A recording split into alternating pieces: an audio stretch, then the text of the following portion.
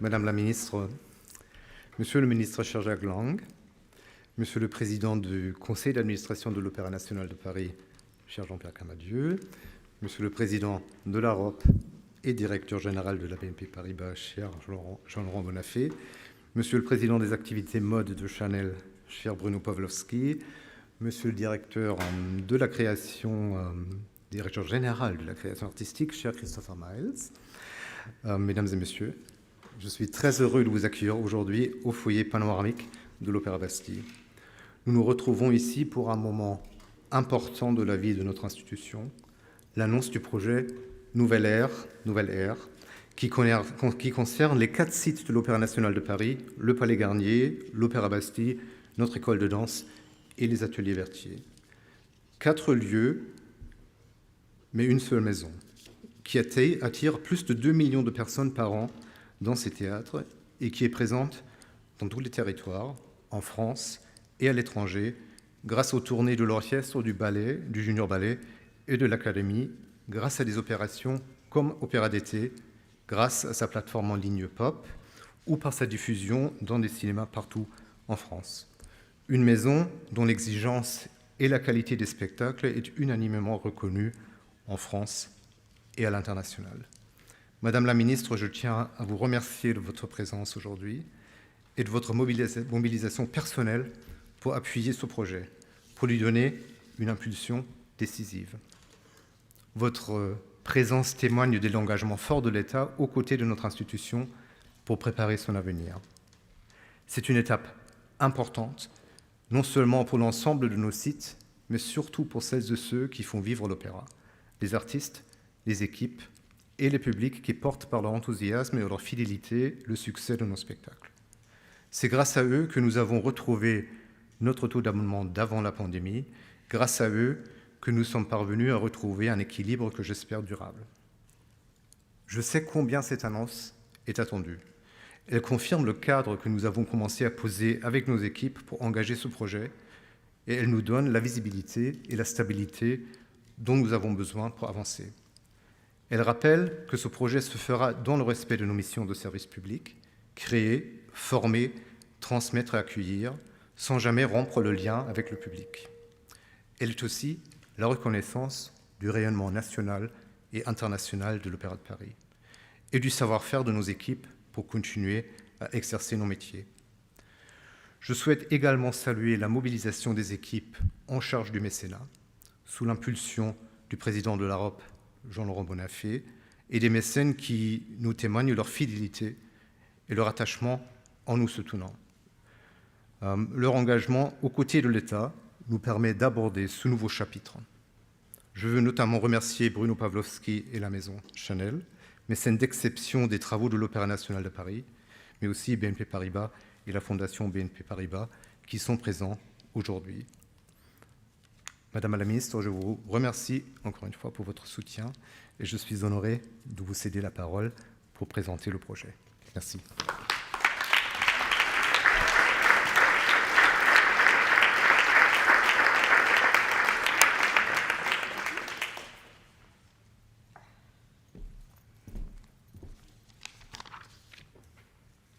Bonjour à tous.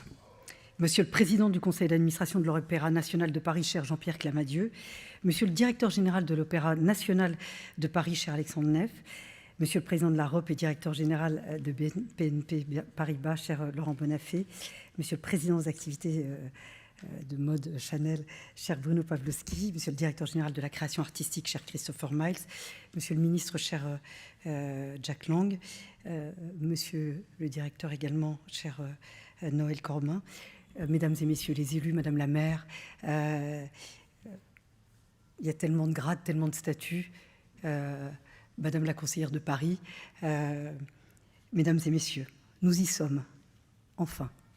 Je voulais d'abord remercier évidemment Violaine qui est... J'aimerais juste que vous vous leviez pour que les gens se rendent compte que parfois des projets tiennent à d'abord une personne.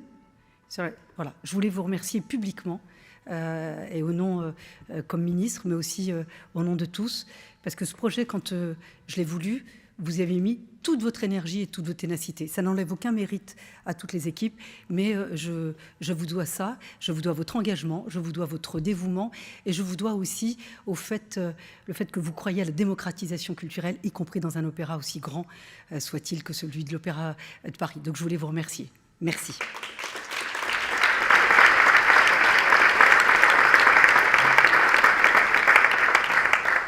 Entre la France et l'opéra, il y a une histoire qui est très riche, très longue, finalement très indissociable, une histoire que l'Opéra national de Paris écrit depuis 350 ans. Et avec elle, une certaine idée de la France qui se déploie et surtout une certaine idée finalement de sa culture.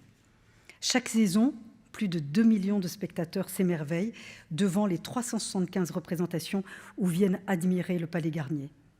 Indéniablement, l'Opéra de Paris est l'une des plus grandes institutions lyriques, chorégraphiques, mais aussi patrimoniales du monde. Je suis sûre que chacune et chacun d'entre vous, ceux qui sont présents ici, on connaît tous l'Opéra de Paris, qu'on soit de province, des Outre-mer, et même vivant à l'étranger, tout le monde connaît l'Opéra de Paris. Et c'est vrai que c'est un joyau magnifique, finalement, dont chaque Français est propriétaire. Et c'est ça que nous voulons absolument amplifier avec ce grand projet annoncé aujourd'hui. L'opéra rayonne par son exigence comme par son excellence. Or, l'exigence et l'excellence sont aussi immuables soient-elles, riment parfois avec distance. Alors, disons-le clairement, l'opéra est un art qui parfois intimide. Et j'en sais quelque chose. L'opéra est un lieu aussi qui impressionne. Vous en savez aussi tous quelque chose pour certains. Dès lors, l'Opéra national de Paris a une mission clé, présenter le meilleur de la création artistique, cher Christopher, tout en étant un lieu ouvert, populaire et accessible au plus grand nombre. Et pour cela, cher Christopher Miles, vous le faites pour l'ensemble des opérateurs et en particulier ceux qui incarnent encore beaucoup plus l'excellence. Merci aussi pour cela. Cette idée de démocratiser la culture, de donner accès à l'art au plus grand nombre, c'est d'ailleurs l'ambition que porte le président de la République depuis le début de son mandat, et pour lequel, évidemment, je suis pleinement engagée. Cette idée, elle s'est traduite très concrètement. Les moyens alloués à la culture ont augmenté de plus d'1,4 milliard depuis 2017. Et je suis bien placée pour dire que jamais la culture n'avait eu une place aussi importante dans notre pays. Cette idée, elle s'est aussi traduite par de grands projets culturels qui marqueront le siècle à venir. Après le chantier emblématique de Notre-Dame, après le lancement d'une nouvelle renaissance pour le Louvre, et d'ailleurs, cher Alexander, vous aviez ce projet aussi, comme Laurence Descartes, depuis trop longtemps en tête. C'est le jour où nous avons fait l'inauguration, lancé le Louvre, que nous avons décidé de porter très rapidement le projet de l'Opéra de Paris. C'est au tour de l'Opéra national de Paris de se transformer à l'aune des défis actuels auxquels il fait face. Tous ces projets structurent une ville, structurent un pays, autant qu'ils fédèrent évidemment l'ensemble de nos compatriotes. Ils font plus que jamais du ministère de la Culture, je le dis et je l'ai toujours affirmé, un ministère régalien. Le ministère de la Culture, il est au même niveau que le ministère de l'Éducation nationale ou le ministère de l'Intérieur.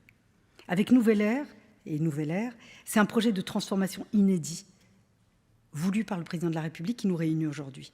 Un projet total qui concernera les 4 sites de l'Opéra. Le Palais Garnier, évidemment, Bastille, aujourd'hui, les ateliers Berthier, pour lesquels les projets ont été un peu mouvants. Enfin, ils sont concernés par ce projet, et l'école de danse,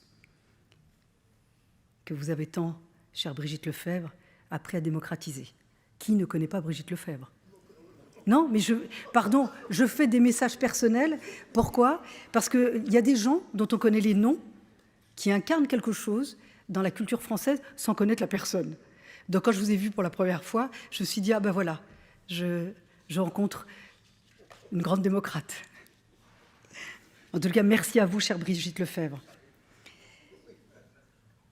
L'Opéra de Paris est riche d'un patrimoine inestimable.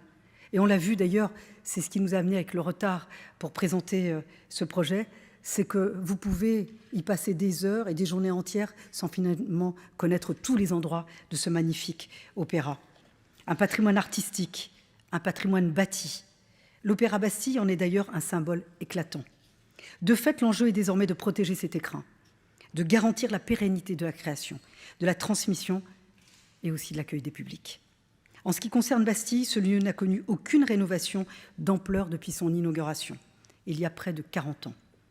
Il est donc indispensable de réaliser les travaux nécessaires au bon fonctionnement du site. Les plus urgents ont déjà été engagés, je pense à la rénovation de la toiture, des verrières ou encore des réseaux de sûreté. Ensuite, il s'agit de permettre à l'Opéra Bastille de continuer à offrir des créations d'exception, mais toujours avec la même exigence.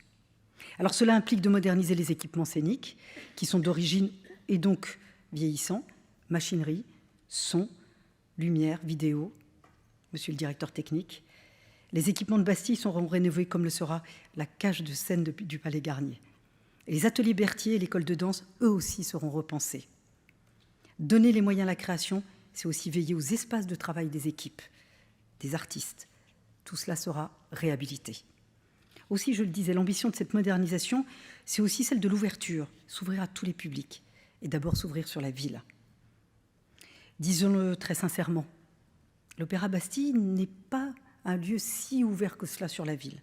Le grand escalier extérieur n'est pas utilisé. L'entrée du public est peu lisible. Tout cela alors même qu'il est situé sur l'une des places les plus emblématiques et les plus vivantes de notre ville. Alors faire évoluer le regard que l'on porte sur l'opéra, c'est aussi faire évoluer le lieu qui l'accueille. C'est aussi le sens de cette modernisation, repenser les espaces publics de l'opéra pour transformer son image et accueillir tous les publics. En faire un lieu accessible et ouvert dans lequel on s'arrête, on vit, on découvre. Ainsi, près de 5000 m² seront accessibles en journée à partir de 2030. De nouveaux espaces seront aménagés pour des ateliers, des expositions, des événements, de nouvelles activités culturelles et artistiques.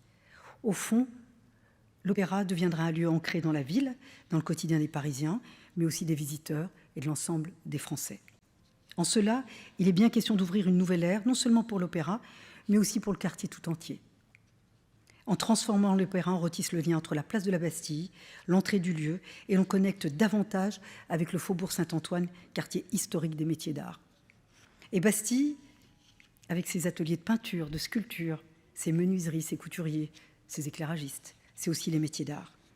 Ce lien à la ville s'inscrit également dans l'ambition de rendre ce projet exemplaire en termes de responsabilité environnementale, végétalisation, panneaux photovoltaïques, sobriété énergétique. Ce sont aussi des chantiers qui s'inscrivent dans leur temps et qui seront fidèles à nos objectifs communs en matière de transition écologique et de performance environnementale. En ce qui concerne le Palais Garnier, les travaux de sa mythique façade, qui, elle toute seule, incarne l'ADN même de Paris, se poursuivront. Les visites du palais seront maintenues, de même que les activités culturelles de l'opéra durant toute la durée des travaux. Et pour cela, je voulais vous remercier, cher Alexander, d'avoir souhaité que les activités puissent être maintenues, y compris pendant les travaux. Le lien constant avec les publics, même en période de travaux, c'est un point essentiel. Alors si ce projet inédit nécessitera des fermetures temporaires de salles, j'ai demandé à l'Opéra de faire du temps du chantier un temps de partage par une programmation hors les murs. Représentation, ateliers, rencontres avec les artistes, l'Opéra de Paris doit rester ouvert. Évidemment, ces chantiers sont d'une ampleur sans précédent et sont structurants pour l'avenir de l'Opéra de Paris, comme pour l'avenir de ce qui fait la culture en France. Je n'ignore rien du contexte budgétaire qui est le nôtre. Dans cette période, nous avions un impératif, innover pour financer différemment un projet qui, je le dis, est indispensable. Un travail conséquent a été réalisé par les équipes de l'Opéra, du ministère de la Culture et de l'AROP, des mécènes plus largement, et je voulais vous remercier, pour garantir sa soutenabilité et son financement. Rendre ce grand projet possible est un impératif que nous nous devons collectivement. Ce projet est d'intérêt général. Il est un investissement pour les générations futures grâce à une alliance très forte entre l'État, l'Opéra et les partenaires privés. Je tiens à saluer la mobilisation inédite des mécènes, je dois le dire. Elle démontre le rôle que peut et que doit jouer la société civile dans le financement, mais aussi dans le rayonnement de notre culture.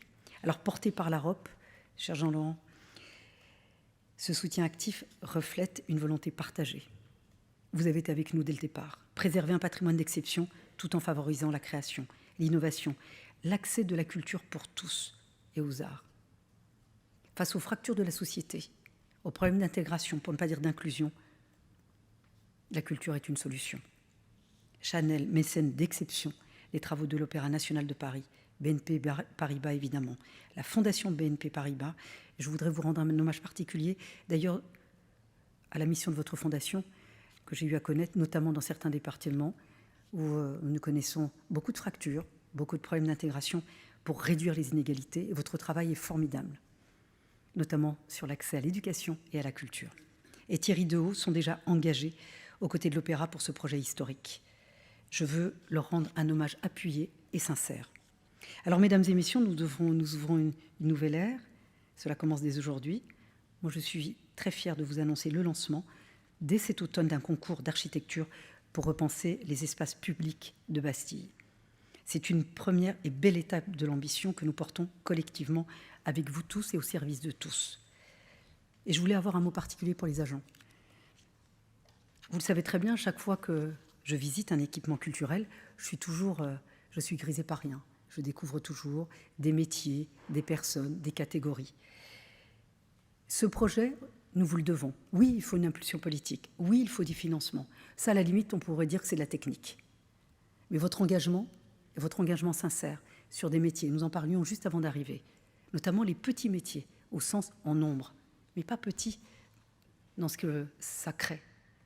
Je peux vous le dire, et donc pour ceux, et je rencontrais régulièrement, que ce soit Alexander ou Aude, pour les aspects budgétaires, sachez que pour les agents, quelle que soit leur catégorie, et moi j'ai un attachement particulier au niveau du ministère de la Culture pour la reconnaissance, pour la promotion, l'ascension de certaines catégories, en particulier les catégories C ou certains contractuels, pour la déprécarisation et pour la promotion de certaines catégories. Parce que sans vous, ces grands projets n'auraient pas lieu. Je l'ai vu pour le Louvre. Nous allons le voir très prochainement au musée d'Orsay, avec le grand projet d'extension qui était aussi en attente depuis des années. Nous vous le devons. Sachez que comme ministre de la Culture, le projet de budget que nous avions avant les vacances était à la hauteur, notamment pour les catégories les moins élevées. Je continuerai pour que ce soit le cas, jusqu'au bout, et quelle que soit ma place, je vous le dis. Ça a toujours été mon engagement, même dans d'autres fonctions, que ce soit comme élu local, mais aussi comme ancien ministre de la Justice, mon combat était aussi pour ces agents, parce que je sais votre contribution à votre engagement. Donc au nom du ministère de la Culture, aussi du Président de la République, je voulais vous dire merci. Et sachez qu'avec nous, il n'y a pas de rupture, il n'y a pas de fracture. Nous serons à vos côtés, et nous serons à vos côtés jusqu'au bout. Je voulais vous remercier, chacune et chacun, pour votre engagement, pour ces grands travaux qui font l'attractivité de la France, le rayonnement, et aussi le fait que la France fasse encore rêver le monde entier. Je vous remercie.